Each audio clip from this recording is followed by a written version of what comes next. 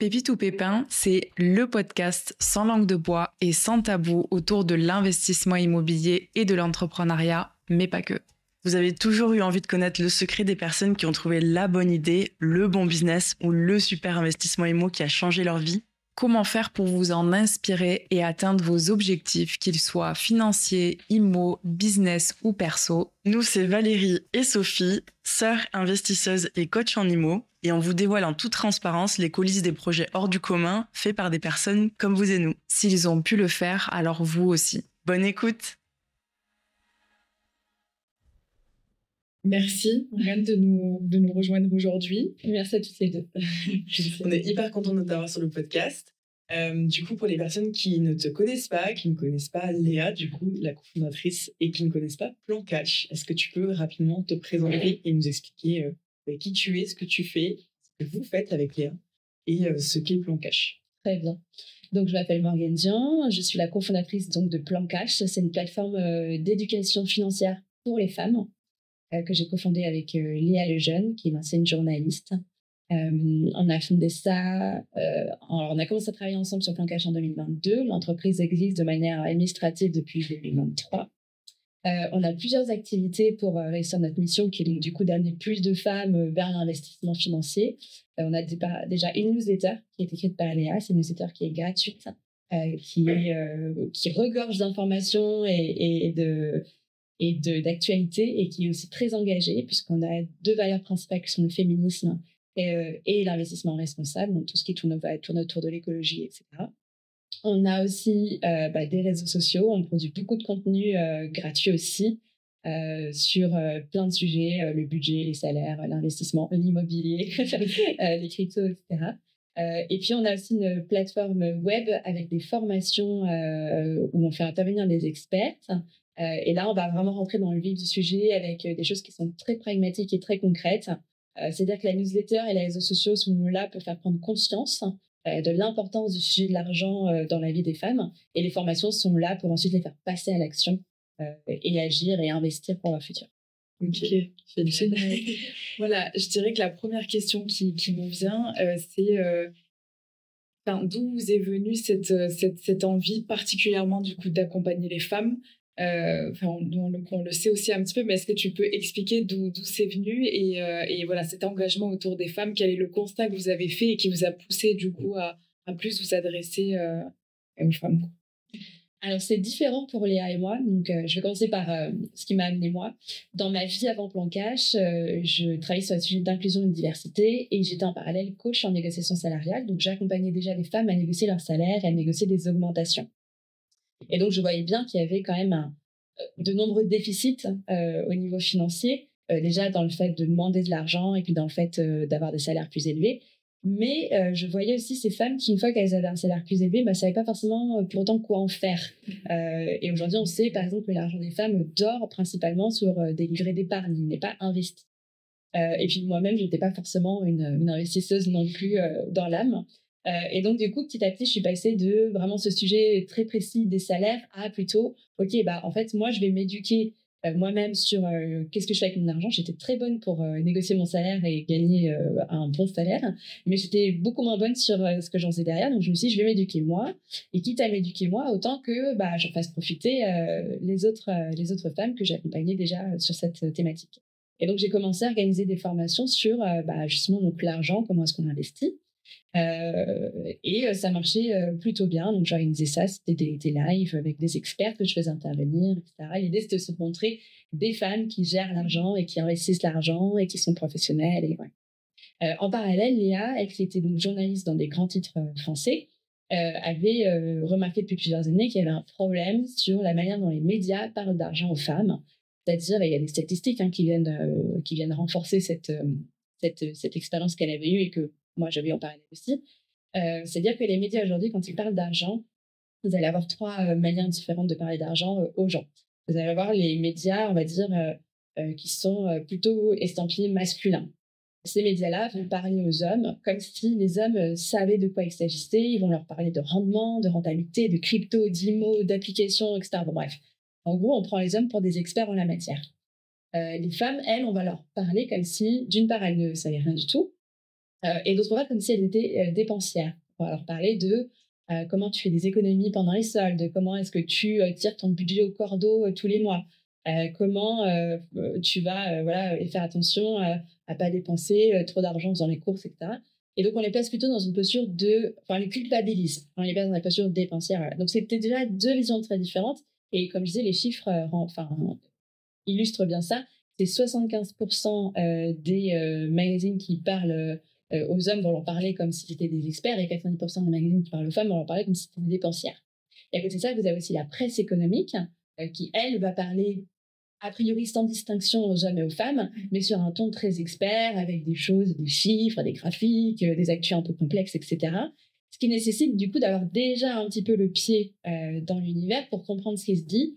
Or, les personnes qui ont le pied dans cet univers-là, parce que leurs médias propres les a amenés là, c'est plutôt les hommes. Donc, c'est plutôt les hommes qui vont consommer ce genre de médias. J'étais un petit peu longue, mais c'est important de comprendre aussi l'écosystème dans lequel on est. Et donc, Léa, elle s'est dit, moi, je vais créer une newsletter qui va parler d'argent aux femmes sans les prendre pour des idiotes, sans les culpabiliser, mais aussi en partant du principe que les femmes ont un déficit d'information sur le sujet et donc du coup, il faut replacer des bases.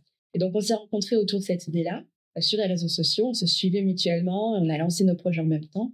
Très rapidement, on s'est dit qu'on toucherait plus de monde, on aurait plus d'impact si en fait on alliait nos deux projets et donc c'est comme ça qu'est né Plan Cash. Super, une rencontre sur les réseaux. Tout à fait. Et donc, comment s'est passé ensuite? Vous êtes rencontrés en vrai, vous avez vu qu'il y avait une entente, des affinités, une facilité peut-être aussi à travailler ensemble, des forces qui sont complémentaires. Comment? Parce que je sais qu'avec Sophie, ça a été instinctif en fait. On s'est dit, voilà, on est sœurs, c'est hyper simple de s'associer, on s'entend très très bien. Et donc, on se comprend en un claquement de doigts, on n'a même pas besoin des fois de se parler, on sait comment on se sent, mais du coup, décider de s'associer avec quelqu'un que de base tu connais pas forcément, est-ce que voilà, ça vous avez rencontré des challenges, est-ce que c'était un peu difficile au début ou pas du tout, ça a été pareil, c'était hyper simple, voilà, comment vous êtes prises toutes les deux?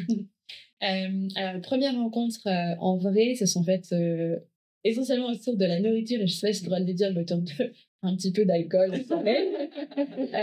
Et déjà, on a testé un petit peu notre vision. On voulait comprendre un petit peu ce que cherchait l'autre, pourquoi on lançait ses projets. Moi, à l'époque, j'étais encore en salariat. Léa s'était déjà lancée à son compte. Elle était 100% sur la newsletter qu'elle avait lancée, mais moi, j'avais encore un job rémunérateur et qui me payait à côté dans ma journée, quoi. Donc, on a d'abord testé nos visions et la mission. Et ensuite, effectivement, on a testé un peu l'affinité en termes de personnalité. Et c'est vrai que ça a accroché très rapidement. Léa et moi, on est très différentes, tant sur nos caractères que sur les compétences qu'on a pu développer. Ce qui fait que dans le travail, finalement, ça marche très bien parce que ce que l'une sait faire, l'autre peut-être un peu moins, mais la deuxième aura peut-être une compétence que la première n'a pas. Et donc, du coup, en fait, c'est très complémentaire. Et c'est pour ça qu'on avance plutôt bien ensemble. On a quand même pris le temps de travailler en sous-marin parce que s'associer, c'est pas une mince affaire. C'est quand même beaucoup d'engagement. Ça demande du temps, de l'énergie et aussi de l'argent. Et donc, on a d'abord décidé donc, de travailler sans le dire. En fait, c'était pas officiel. On a fait ça pendant, peut-être 3 mois à peu près. Donc, pendant 3 mois, toutes les deux, on travaillait, on échangeait, on travaillait sur des formations ensemble, la newsletter, les contenus Instagram. Et puis, au bout de 3 mois, quand on a vu que ça a fonctionné, là, on s'est lancé de manière publique. Ça fonctionne toujours bien. Il y a parfois des choses sur lesquelles on a quand même des points communs. Par exemple, on peut avoir un petit peu un manque d'organisation toutes les deux. Donc c'est pas toujours évident. Parfois, on est obligé de se tirer l'une l'autre en mode bon, attends, la fois qu'on soit plus sérieux sur l'organisation.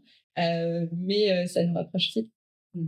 C'est super. Ouais, franchement, c'est hyper important. Et je pense que la communication aussi, si déjà, comme tu disais, la vision, je pense que c'est le plus important. Si tu veux déjà aller au même endroit, après qu'il y ait des différences, c'est ce qui va enrichir aussi un petit peu la relation. Mais je pense que c'est important de vouloir la même chose, même si la manière d'y aller n'est pas exactement pareille.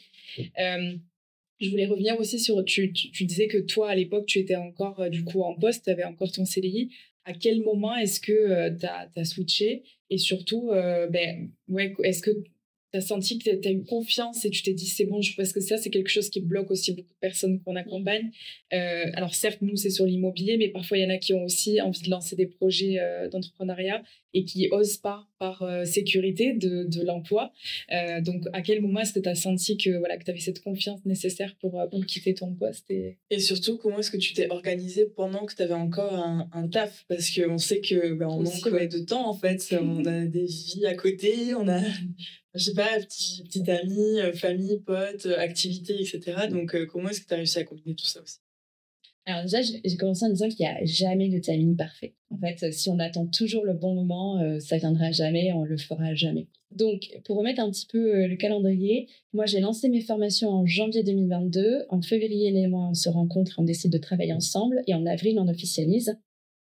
En juin, je quitte mon emploi et en août, je découvre que je suis enceinte.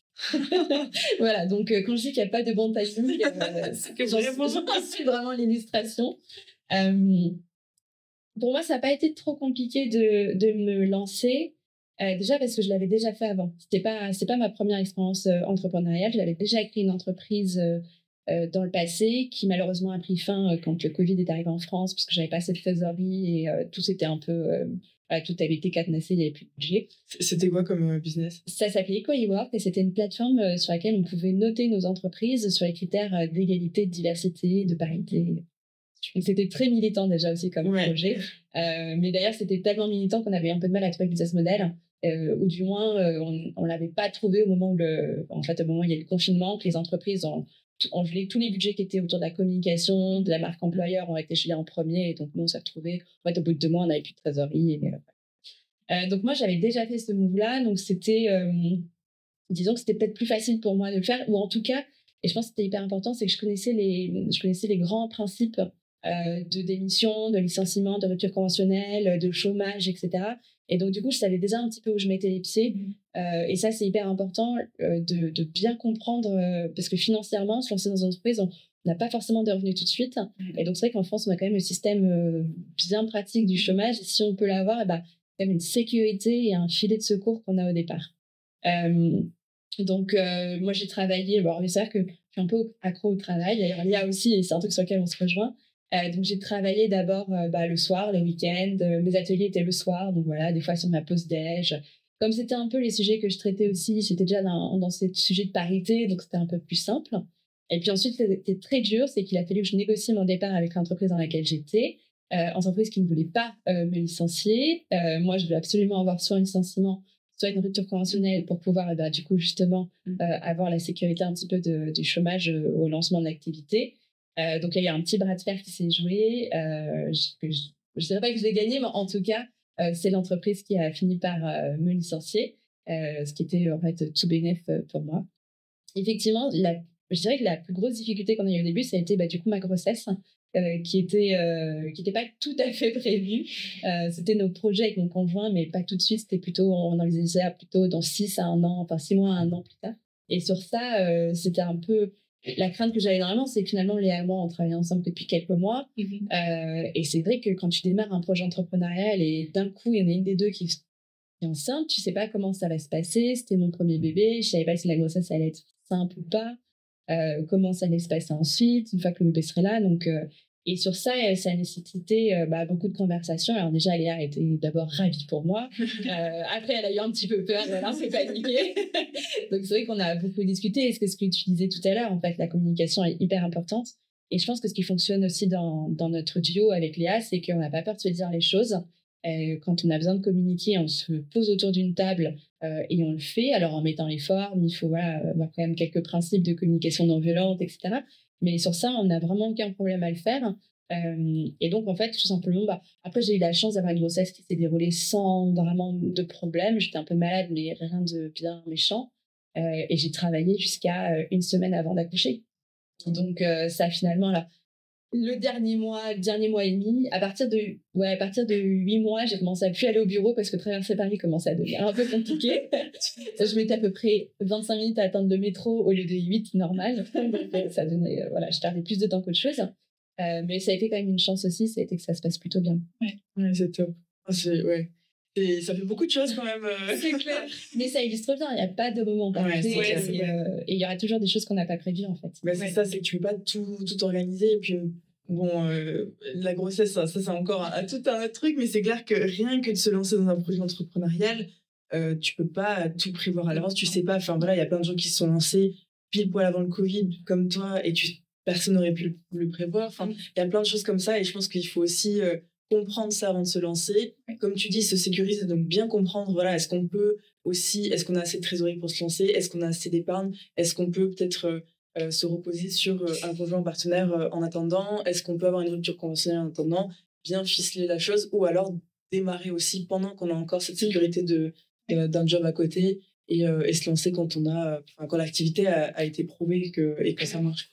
En faisant attention au contrat, parce qu'il y a des contrats de travail qui interdisent d'avoir une seconde activité professionnelle. Ouais. Donc, il faut bien faire attention à ça pour pas se retrouver. Parce que si, en général, les employeurs ne sont pas non plus tous des grands méchants loups, mais si l'employeur se rend compte que vous travaillez sur un autre projet, voire même parfois sur votre pause déj, alors vous avez le droit, mais sur la pause déj, vous devez un peu en décalé sur vos horaires, bon, faire attention parce que ça peut jouer contre vous lors de votre départ. Ouais, absolument. Ça, c'est très bon.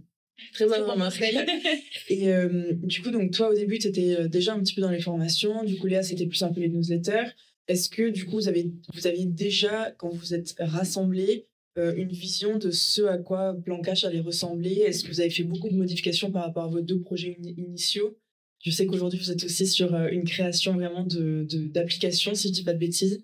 Donc voilà, est-ce que tu peux nous expliquer un petit peu les synergies après les évolutions de Plan Cash? Et là où vous voulez en vivre aussi. Alors, c'est vrai qu'on a, du coup, ce que je disais, des expertises et des compétences différentes. D'ailleurs, quand l'une de nous est sûre de ce qu'elle dit, que l'autre n'est pas trop d'accord, on a un mot-code entre nous, on dit hashtag expertise. Et en gros, ça veut dire à l'autre, écoute, je suis vraiment sûre de ce que je dis, donc tu dois te ranger à mon avis. Donc voilà, on a aussi un petit fonctionnement entre nous. Effectivement, on a gardé tel que c'était au départ, c'est-à-dire que moi, je gère plutôt les formations et la newsletter. Il y a des sujets sur lesquels on est en commun. Par exemple, les réseaux sociaux, on gère toutes les deux, même si c'est Léa qui les gère beaucoup plus. Moi, je gère plus la partie administrative et comptable de l'entreprise, et puis la partie technique aussi. Le business, on se le répartit entre nous, parce que maintenant, on fait aussi du B2B, on intervient dans les entreprises pour parler de ces sujets. Donc, aujourd'hui, ça ressemble encore pas mal à ce que c'était au départ. Et d'ailleurs, le fait d'avoir des sujets vraiment cloisonnés comme ça nous permet aussi de bien avancer, parce que quand vous êtes dans une entreprise, mais vous savez aussi, des fois, il faut pouvoir avancer vite quand on est jeune. Et c'est vrai que il faut avoir des grands sujets sur lesquels on prend une décision à 2. Mais il y a des sujets du quotidien, il faut pouvoir avancer très vite. Et si on est obligé d'attendre que l'autre ait bien pris conscience d'un sujet qu'elle ne maîtrise pas forcément, en fait, ça avance pas assez vite. Donc, je pense que ça fonctionne bien comme ça. Maintenant, sur les grandes décisions d'entreprise, effectivement, on les prend encore ensemble. Et sur qu'est-ce que Plan Cash allait devenir, effectivement, du coup, l'application qu'on est en train de créer, ça, c'est des discussions qu'on a eues assez tôt. Je crois que dès l'été 2022, on s'en parlait. Justement, on réfléchit déjà, OK, en fait, Plan Cash, on veut que ça devienne quoi dans les 5 années à venir? Qu'est-ce qu'on veut? Parce que l'idée, c'est pas juste de faire quelques petites formations et la newsletter. On veut vraiment aller plus loin, toucher plus de femmes. Donc, OK, en fait, c'est quoi notre objectif final vraiment, et par quel outil, par quel moyen on y arrive? Et donc, l'application, ça faisait partie, c'était une des idées qu'on avait, c'était pas la seule. Et donc, on a beaucoup parlé, on a fait des tableaux de pondération, on en a parlé autour de nous, on a pu prendre la réflexion. Et puis, c'est des choses aussi qui se font de manière naturelle quand on voit ce qui fonctionne. Les formations, par exemple, fonctionnent très bien, et surtout, c'est quelque chose qu'on peut dupliquer assez facilement, et puis sur lequel ça peut vivre, et on a de la rentabilité sans forcément avoir besoin d'y revenir tout le temps. C'est quelque chose qui est scalable dans l'univers startup. Et donc, de manière assez naturelle, c'est venu, oui, effectivement, aujourd'hui, on développe une application avec du contenu plus court, qui est plus digeste, qui est plus gamifié, qu'on peut consommer dans le métro en 5 minutes ou pendant qu'on fait la cuisine, etc. Après, ce n'est que la première étape de notre grand plan pour que les femmes partent à la conquête de l'investissement financier. Mais ça s'est fait de manière assez naturelle, mais assez tôt. Je pense que le fait qu'assez tôt, on ait une idée de ce vers quoi on allait, ça nous a permis de poser les jalons. Même si, je reviens sur ce que tu disais, en fait, on prend du retard. Il y a des choses qui ne se passent pas comme prévu. Il y a des choses qu'on doit changer en cours de route parce que en face, on n'a pas forcément la bonne réponse, ou la personne qui devait nous aider sur tel sujet, finalement, ne répond plus. Enfin, voilà, il y a toujours des imprévus qui fait qu'on remet aussi un petit peu en question certaines choses au fur et à mesure, on va dire des détails du quotidien, mais par contre, la vision reste la même. Ok. C'est vrai que ça dépend aussi beaucoup de l'humain, forcément, parce qu'on est entouré de, vous aussi, de toutes les formatrices en partie qui vous accompagnent aussi. Et je ne sais pas si, si tu peux un peu nous expliquer aussi comment est-ce que les personnes vous ont rejoint au fur et à mesure dans l'aventure. Donc, bon, il y a les clientes surtout, mais que vous aviez déjà commencé à toucher chacune de votre côté avec la newsletter et toi aussi avec les premiers accompagnements que tu faisais. Mais du coup, comment est-ce que vous avez convaincu aussi les formatrices de vous rejoindre et votre équipe aussi aujourd'hui? Est-ce que vous travaillez aussi avec d'autres personnes qui vous aident à développer encore plus Beaucoup de questions. Alors, comment est-ce qu'on a convaincu les formatrices? Déjà parce que je pense qu'elles, comme nous, on s'y retrouve. Nous, c'est vrai qu'on a développé une certaine expertise de manière générale sur l'argent et les femmes. Donc, on est capable, d'ailleurs, on fait nous-mêmes certaines des formations. Léa, plutôt sur la partie les bases de l'investissement, l'investissement responsable, moi, plutôt tout ce qui a trait à la relation à l'argent, le tabou et les salaires. Mais c'est vrai qu'on n'est pas experte, même si on s'y connaît un petit peu maintenant, mais on n'est pas experte absolue en crypto, en IMO, en bourse, etc. Donc, on fait intervenir plutôt des femmes de préférence. Et je pense qu'elles s'y retrouvent, déjà parce qu'en fait, on les rémunère. Hein, c'est pas... on ne les fait pas travailler gratuitement, c'est quand même une des bases de Plancage, c'est de rémunérer les personnes qui travaillent. Donc, on trouve un système de partage sur les bénéfices qui sont faits sur les formations. Donc, c'est une première partie de la réponse. La deuxième aussi, je pense, c'est qu'on a développé une assez grosse communauté. Aujourd'hui, on a un peu plus de 60 000 sur les réseaux sociaux. Il y a plus de 20 000 personnes qui suivent la newsletter. Et donc, du coup, il y a aussi ce partage un petit peu de... Alors, c'est pas ça qui paye le loyer, mais le partage de visibilité. C'est-à-dire qu'elles s'y retrouvent aussi parce qu'on leur ramène des clientes potentielles. Donc voilà, donc il y a de l'argent sonnant trébuchant et puis il y a aussi l'opportunité business qui se monte derrière. Et puis aussi parce que je crois qu'on est sympa. On est agréable. Mais non, mais c'est rigolant, mais je pense que ça joue aussi. Nous, on est vraiment sur cette idée qu'il y a vraiment un souci sur les femmes et l'argent. On a été trop longtemps tenus à l'écart de la conversation. Et aujourd'hui, nous, quand on voit des femmes qui se lancent sur ce sujet-là de manière professionnelle, donc en gros, des personnes qui éventuellement pourraient peut-être être concurrentes à ce qu'on fait, en fait, on les voit pas comme ça. On les voit plutôt comme une nouvelle force qui vient sur ce marché et qui va aussi travailler à l'objectif qu'on s'est nous-mêmes fixé. Et donc, nous, on est plutôt dans l'optique de travailler avec ces personnes plutôt que de travailler contre ces personnes-là. Et c'est vrai que je pense que la relation qu'on noue, du coup, avec ces experts, avec ces professionnels, je dis on est sympa, mais oui, en fait, on essaye de s'inclure les unes les autres et je pense que ça joue énormément. Ouais. C'est clair. Et après, pour l'instant, donc pour répondre à la deuxième partie de l'action, on n'est encore que toutes les deux avec l'IA. Bientôt, on va pouvoir avoir une équipe puisqu'on lève des fonds pour créer l'application et développer l'équipe, etc. On fait quand même déjà appel à des freelances, notamment sur certaines créations de contenu pour la newsletter, donc les freelances qui sont pigistes, donc qui ont un background de journaliste. On fait appel aussi à une relectrice pour corriger les newsletters, l'orthographe, etc. On a fait appel à une entrepreneuse qui a pris mon relais pendant mon congé maternité pendant 1 mois. Donc voilà, plutôt de manière ponctuelle, mais sinon, on est Léa et moi 100% dessus et elle fait des grosses journées.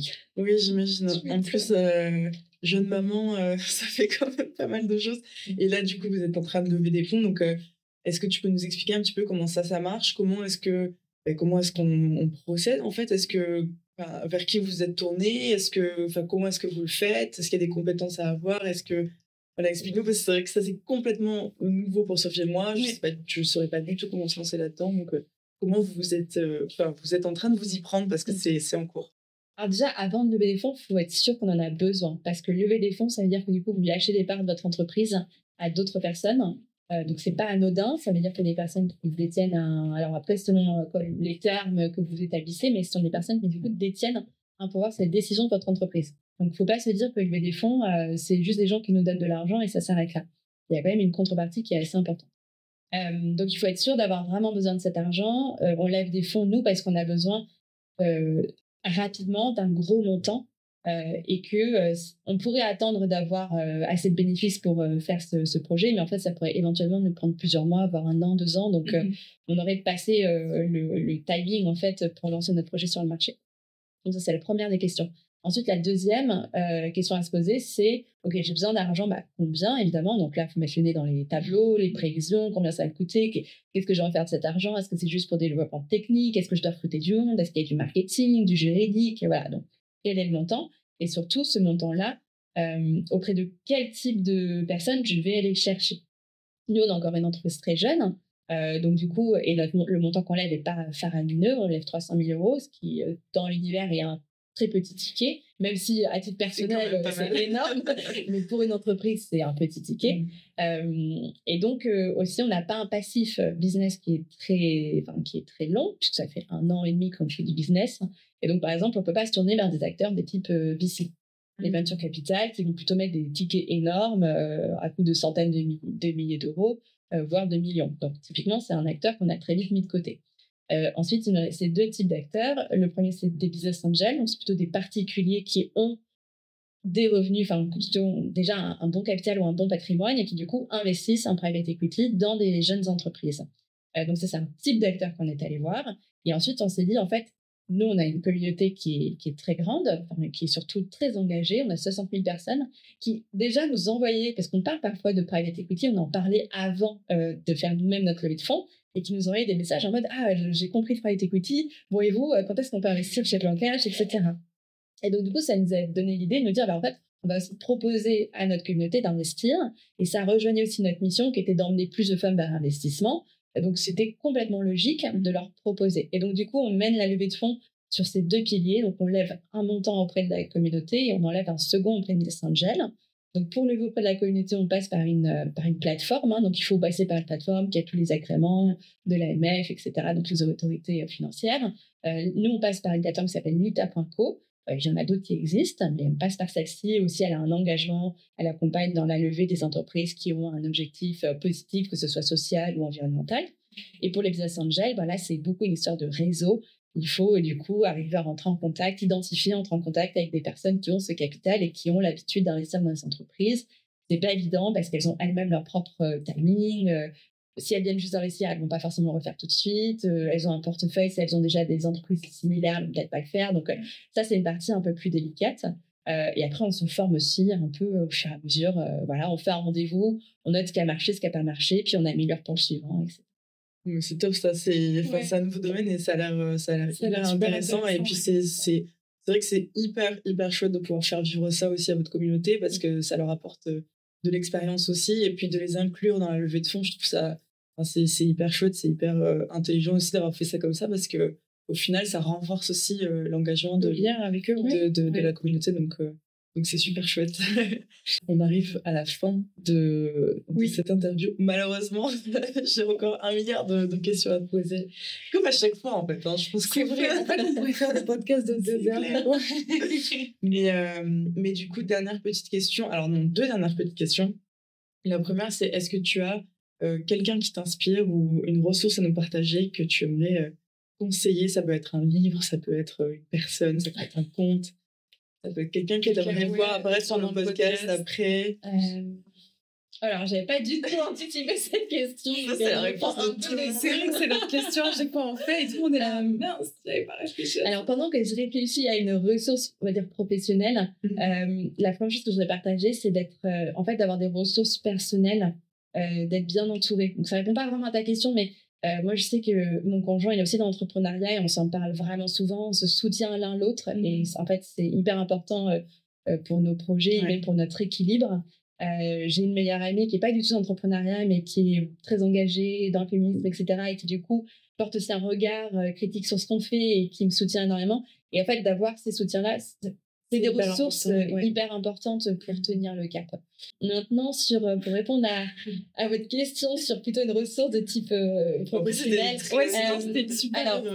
Moi, je lis quand même beaucoup de livres. Et Léa aussi, c'est une mordue de lecture et de podcast. Elle en consomme à outrance. Elle en produit aussi. Et elle en produit aussi. Tout à fait, absolument. Elle a produit des podcasts, elle a écrit un livre, elle en a un autre en cours. Moi aussi, d'ailleurs, j'ai un livre en cours. Faudrait qu'on en parle.